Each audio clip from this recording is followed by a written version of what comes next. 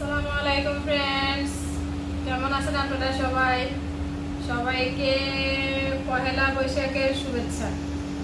আহ, পয়লা বৈশাখে শুধু ইলিশ মাছ খেতেই হবে এমন তো কোনো কথা নাই।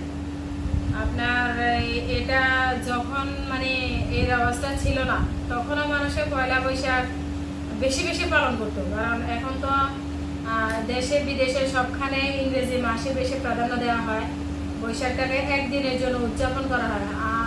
আমার মনে আছে, আমি যখন একদম ছোট ছিলাম তখনও দেখতাম মানে মানুষে বাংলা হিসাবটাই বেশি করতো, কারণ বৈশাখ যে বলতো জেঠ মাইয়া আম কাঁড়াল, তারপরে আষাঢ় মাসের বৃষ্টি, এ ধরনের কথাগুলো শুনতাম।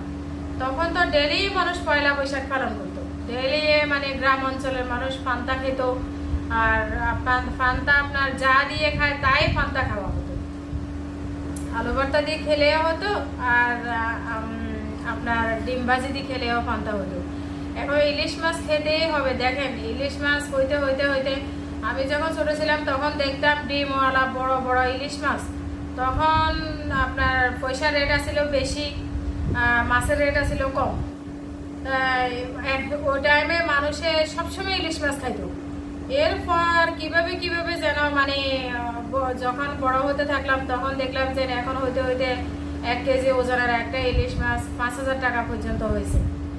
এখন 5,000 টাকা দিয়ে তো সবাই কিনে খেতে পারবে না। গরিব মানুষের হোক আর বড় লোকের হোক, সবারই একটা শখ থাকে বা পান্তা ইলিশ খাবে।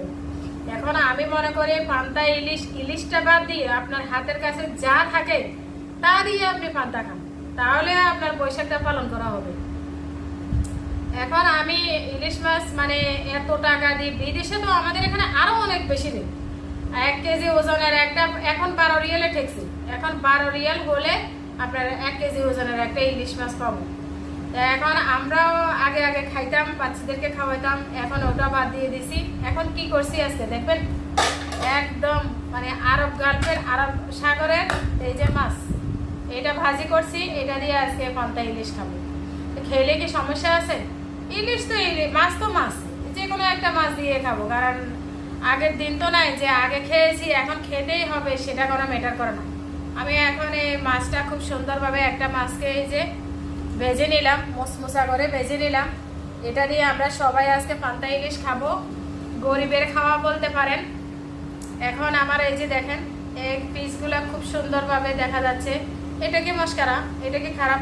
এটা দিয়ে খেলে সমস্যা কি? আমি এখন খাবো, দেখবেন, আমাদের সাথে থাকবেন। বিসমিল্লাহ। এই যে লাল চালের ভাত, আমরা এই দেশে লাল চালের ভাতটাই বেশি খাই, কারণ লাল চালের ভাত খাওয়া ভালো, এটাতে অনেক বেশি ফাইবার।